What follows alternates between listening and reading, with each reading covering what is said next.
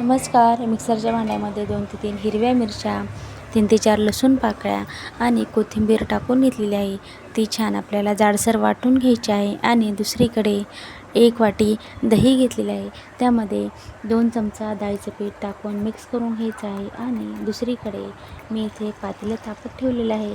त्यामध्ये 1 चमचा तूप, अर्धा चमचा जिरे, 3 ते 4 पाने कढीपत्त्याची टाकून घेतलेले आहेत. आणि त्यामध्ये मिक्सरमधलं वाटण टाकून घ्यायचं आहे. या पद्धतीने छान परतून घ्यायचं आहे. त्यामध्ये पाव चमचा हळद टाकून घ्यायची आहे.